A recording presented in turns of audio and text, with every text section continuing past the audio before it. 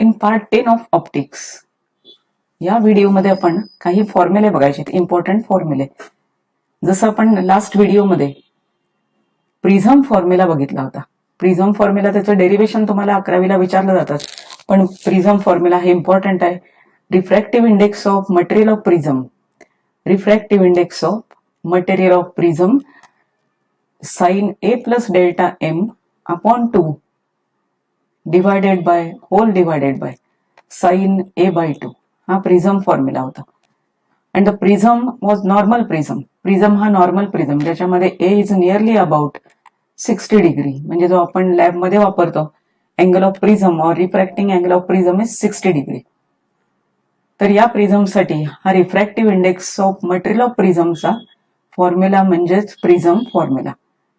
आता समजा ए ची व्हॅल्यू खूप कमी असेल, व्हेरी स्मॉल म्हणजे किती? Suppose it is less than 6 degree. Textbook मध्ये तुमच्या लेस दॅन 10⁻⁴ डिग्री, 10⁻⁴ असं दिलेलं आहे, म्हणजे 1 डिग्री ऍक्च्युअली असं दिलेलं आहे. पण 10⁻⁴ पेक्षा हा 6 डिग्री पेक्षा कमी, और it is up to range less than 10 degree, less than 10 degree, not 10⁻⁴, less than 10 degree अशा पद्धतीचं आहे. तर टेक्स्टबुक मध्ये तुम्ही 10⁻⁴ दिलेला आहे, पण याचा अर्थ काय? A is very small. So this A is very small means that prism is called, त्या प्रिझमला एक नाव आहे. When A is very small this prism is called thin prism. This is called thin prism. आता thin prism असेल तर आपल्याला चटकन आन्सर्स मिळतात. काही अतिशय इम्पॉर्टंट फॉर्म्युला आहे. थिन प्रिझम जर असेल तर थिन प्रिझमसाठी आपल्याला डायरेक्ट इक्वेशन्स कोणते मिळतात बघा, डायरेक्ट व्हॅल्यूज काढता येतात. सुरुवातीला आपण थिन प्रिझम म्हणजे डेफिनेशन काय आहे बघा. थिन प्रिझमची डेफिनेशन, थिन प्रिझम्स. आता थिन प्रिझम्स म्हणजे कोणते प्रिझम्स तुम्हाला आता मी सांगितलेलं आहे. Thin prisms, so thin prisms means prisms having refracting angle less than, refracting angle means angle A, refracting angle less than 10⁻⁴, refracting angle less than 10⁻⁴. A refracting angle चा symbol, त्याला अँगल ऑफ प्रिझम म्हणतो आपण. Less than 10⁻⁴ are called thin prisms. For such prisms we can comfortably use this relation. This is a mathematics madla important relation. When theta is equal to very small, theta is very small, sin theta you can write as theta. Important relation जे sin theta equal to theta. तर यामध्ये हे relation आपल्याला वापरायचं आहे, म्हणजे या रिलेशनचा आपण वापर करून पुढचे इक्वेशन्स लिहिणार. Sine theta equal to theta. आता थिन प्रिझम म्हणजे काय कळालेलं आहे तुम्हाला. थिन प्रिझम इज प्रिझमचा angle of prism is very less. Angle of prism is very less. Angle of prism म्हणजे ए ची व्हॅल्यू खूप कमी पाहिजे. तर अशा पद्धतीचा हा प्रिझम. लेस दॅन 10⁻⁴ डिग्री और लेस दॅन 10⁻⁶, जनरली लेस दॅन 10⁻⁶ हा angle. A is almost less than not 60, it is less than 6 degree. आणि तो एक्सप्रेस केला जातो रेडियन मध्ये, हे मात्र लक्षात ठेवायचं आहे. रेडियन मध्ये एक्सप्रेस करायचा म्हणजे तुम्हाला हे इक्वेशन लिहिता येतं, जे sine theta equal to theta दिलेला आहे. Theta is very small expressed in radian, then sine theta equal to theta. आता या रिलेशनचा आपण वापर कसा करणार आहे बघा. So what is written here.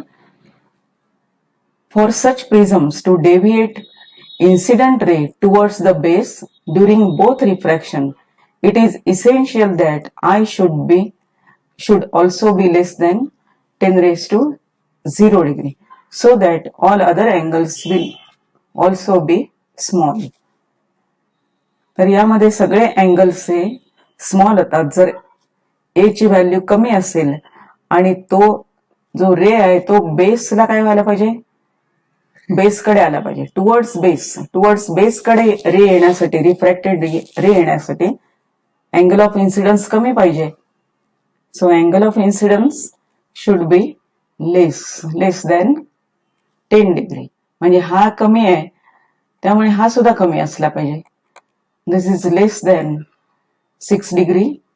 आणि मग हा रिफ्रॅक्ट होणार, इमर्जंट बाहेर येणार, म्हणजे हा अँगल ऑफ इमर्जन्स सुद्धा काय असणार, स्मॉल असणार. So this is R1 and this is R2. Diagram आपल्याला काढायची नाही, पण जस्ट तुम्हाला हे सांगितलेलं आहे कसं दिसेल. I लेस दॅन 6 डिग्री म्हणजे I कमी झाला, I, E and R1, R2 हे सगळे स्मॉल झाले. All angles become small.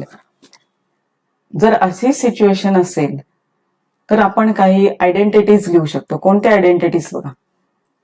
n equal to sine I upon sine R1 and n is equal to sine E upon sine R2, E upon R2 आणि हे होणार I upon R1.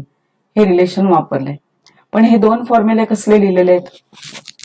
Refractive index of prism जर तुम्ही याचा विचार केला तर sine I rarer मधला अँगल आणि डेन्सर मधला angle R1, sine I upon sine R1, Snell's law. हे इक्वेशन कसं लिहिलेलं आहे, इथला पार्ट विचारात घेतलेला आहे. रेरर मधला अँगल जो आहे तो E आहे आणि डेन्सर मधला अँगल R2 आहे. Then also refractive index of material n is equal to sine E upon sine R2.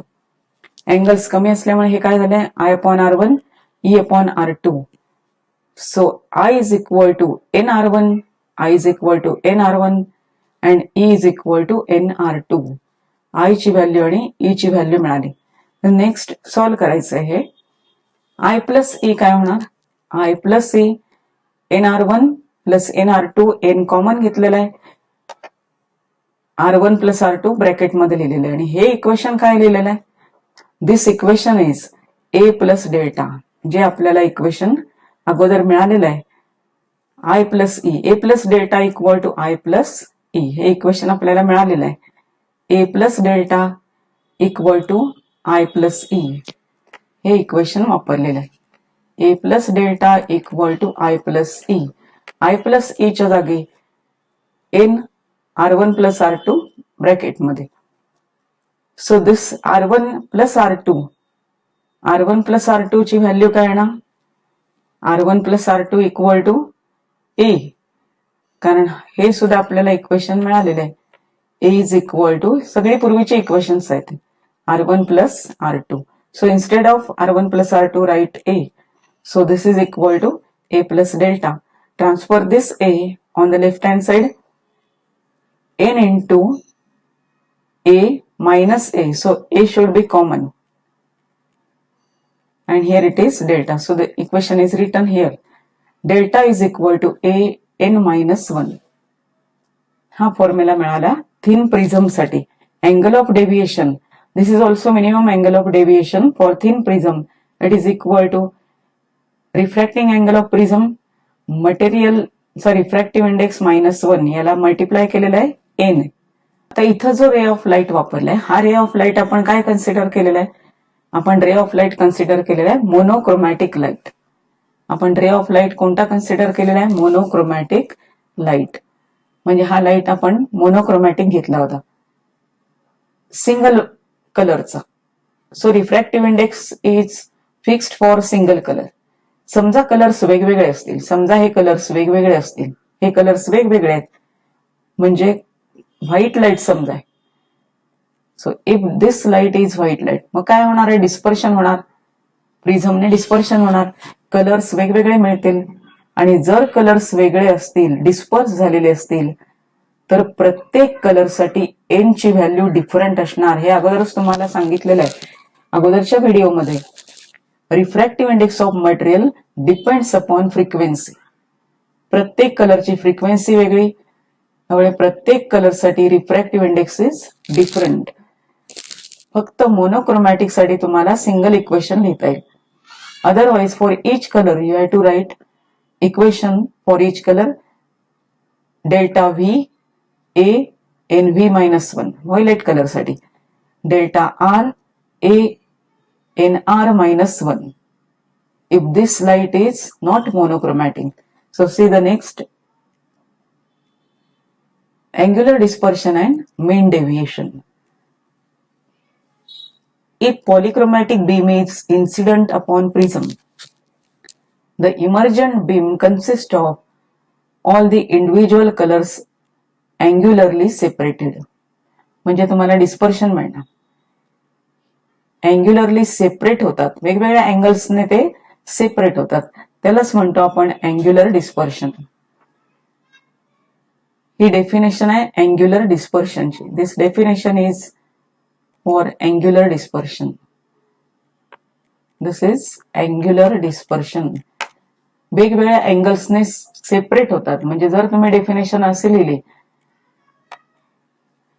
if polychromatic beam is incident upon prism, the emergent beam consists of all constituent colors angularly separated. Then this property is called angular dispersion. Angularly separate होतात. So this is the definition of angular dispersion. This is the definition of angular dispersion. Angular dispersion. वेगवेगळ्या अँगल्सने separate होतात. आणि आपल्या पूर्वी एक आपण असं फॉर्म्युला तुम्हाला सांगितलं होता, delta V minus delta R. In case of white light this is measuring angular dispersion, measurement of angular dispersion. Angular dispersion सांगायचं असेल व्हॅल्यू तर तुम्हाला हा फॉर्म्युला वापरला पाहिजे. So it is measured for any 2 component colours. आता इथं white light म्हणून सांगितलं होतं, पण समजा कलर्स कोणते आहेत हे माहित नसेल तर आपण जनरल स्टेटमेंट वापरतो. 2 आणि 1. 1 आणि 2 हे 2 कलर्स आहेत, extreme colours in the disperse beam. So delta 2 is equal to delta 2 minus delta 1. Similar to दिस.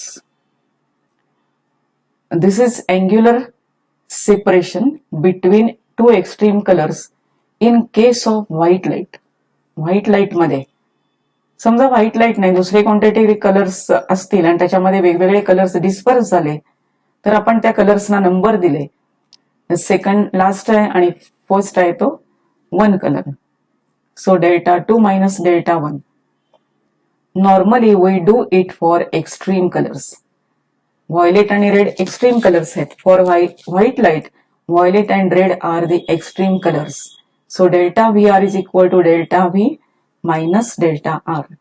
म्हणजे हा formula. So see the next, deviation for thin prism. आता व्हीच्या ऐवजी आपण हे 1 आणि 2 वापरलेले, व्ही आणि आरच्या ऐवजी. So delta 2 minus delta 1. पण डेव्हिएशनचा आपण फॉर्म्युला वापरला. मग असा जो फॉर्म्युला आहे डेव्हिएशन थ्रू थिन प्रिझम, कोणता फॉर्म्युला आहे हा? Delta is equal to A N -1 हा फॉर्म्युला आहे. हा फॉर्म्युला आपण प्रत्येक कलर साठी वापरला. कलर कंपोनेंट जो आहे तो डेल्टा 1 असेल तर ए एन 1 -1. A1 लिहायचं नाही कारण prism is fix. So angle of prism is fix. So delta 2 A N 2 -1 आणि डेल्टा 1 काय होणार? A N 1 -1. सबट्रॅक्शन केली तर हा 1 कॅन्सल होणार आहे. So A in 2 ब्रॅकेटमध्ये n2 minus n1, where n2 and n1 are refractive indices for 2 colors 1 and 2. आता हा जो फॉर्म्युला आहे हा खूप इम्पॉर्टंट फॉर्म्युला आहे. दिस फॉर्म्युला इज व्हेरी इम्पॉर्टंट कारण यामध्ये 2 फॉर्म्युले आहेत, लक्षात ठेवा. डेव्हिएशन, अँगल ऑफ डेव्हिएशन मधला एक फॉर्म्युला दिस वन आणि रिफ्रॅक्टिव्ह इंडेक्स मधला हा फॉर्म्युला. काही वेळेला तुम्हाला प्रॉब्लेम्स मध्ये रिफ्रॅक्टिव्ह इंडेक्स दिले जातात वेगवेगळ्या कलर्सचे, अँगल ऑफ प्रिझम दिला जातो, त्यावेळेला हा फॉर्म्युला वापरतात. ए इंटू ब्रॅकेटमध्ये n2 मायनस n1 जो दिलेला असेल कलर, तो ज्या 2 कलर मधलं तुम्हाला डिस्पर्शन बघायचंय ते कलर्सचे रिफ्रॅक्टिव्ह इंडेक्स इथं वापरायचे आणि काही वेळेला अँगल ऑफ डेव्हिएशन दिले जातात. त्यामुळे दोन फॉर्म्युले असल्यामुळे कोणता फॉर्म्युला कोणत्या न्यूमरिकल साठी वापरणार हे अगोदर पहिलं बघून घ्यायचंय. कारण इथं ए नाही आहे. काही वेळेला असे न्यूमरिकल्स असतात की ए दिला जातो आणि त्याच्याबरोबर अँगल ऑफ डेव्हिएशन पण दिले जातात. ए पण दिला जातो आणि हे डेव्हिएशन. चुकून स्टुडंट्स काय करतात, याला ए ने मल्टिप्लाय करतात. डिफरन्स माहित असतो आपल्याला, पण नेमका फॉर्म्युला काय आहे. So it is difference between only two angle of deviation. Here difference between refractive indices multiply by angle of prism. अशा पद्धतीचा हा फरक आहे. Is angular dispersion, that is deviation for thin prism. हेच व्हाईट लाईट मध्ये लिहायचे असतील, white लाईटच्या डिस्पर्शन मध्ये delta V R equal to delta V minus delta R substitute केलेले आहेत. 2 च्या जागी व्ही, 1 च्या जागी आर.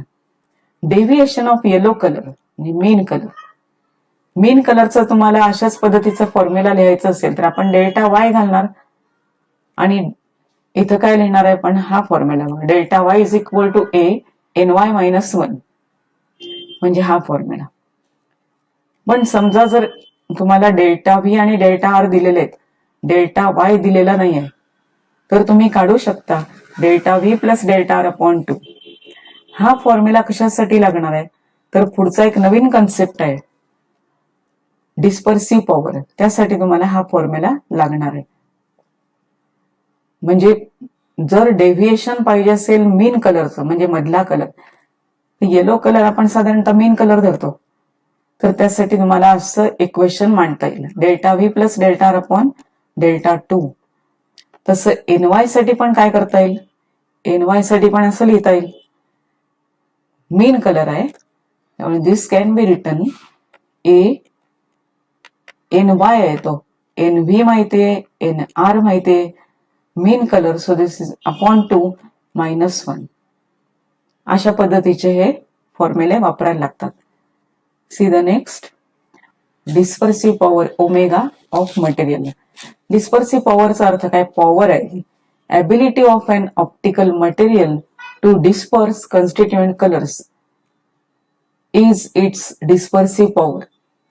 म्हणजे प्रिझम मधून जर तुम्ही पॉलिक्रोमॅटिक लाईट पाठवला तर त्याचं अँग्युलर डिस्पर्शन करण्याची ॲबिलिटी त्या मटेरियलची, म्हणजे डिस्पर्सिव्ह पॉवर ही कशावरती डिपेंड आहे, मटेरियलवरती डिपेंड आहे. आता हा ओमेगा कसा काढला जातो, it is measured for any two colours as the ratio of, this is a definition, ratio of angular dispersion to the mean deviation of those two colors. इथं mean हे लागलेलं आहे बघा, mean deviation of those two colors. म्हणजे दोन कलर्सचं angular dispersion बघायचंय, divide by काय केलं पाहिजे, मीन कलरचं deviation.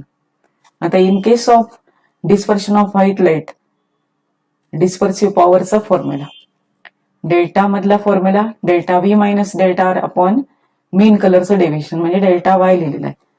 So this is A N V minus N R आणि हा काय होणार A N Y minus 1. So this is A आणि A cancel, so N V minus N R upon N Y minus 1 depends only on material of prism. So this is the property of material of prism. कारण refractive index कशावर depend आहे, material of prism वरती. त्यामुळे omega हा independent of A आहे. Omega it is independent of A, it is independent of angle of prism. तर आता आपण जे फॉर्म्युले बघितले त्याच्यामधला तुम्हाला अँग्युलर डिस्पर्शनचा फॉर्म्युला पाहिजे, हे इम्पॉर्टंट आहेत. हे तुम्हाला डेफिनेशन वगैरे जास्त विचारत नाहीत, पण अँग्युलर डिस्पर्शन काढा किंवा सीईटी मध्ये अँग्युलर डिस्पर्शनचा फॉर्म्युला येतो. So delta V minus delta R white light मध्ये तुम्ही 2 आणि 1 घेऊ शकता, और it is A N V minus N R refractive index मधला फॉर्म्युला. आणि ओमेगा काय आहे ना, angular dispersion upon dispersive upon mean deviation. Angular dispersion त्याचा रेशो कशाची घ्यायचा आहे, डेल्टा वायशी. हा फॉर्म्युला, हे फॉर्म्युले इम्पॉर्टंट आहे. आता याला एसआय युनिट असणार आहे, हा अँगल आहे. एसआय युनिट रेडियन असणार, रेडियन मध्ये SI unit is radian. Refractive index number आहे हा, अँगल त्याचं एसआय युनिट रेडियन, हे अँगल्स आहे. आणि ओमेगा, ओमेगाला no unit, no unit no dimension, म्हणजे हा pure number, pure number, property of material.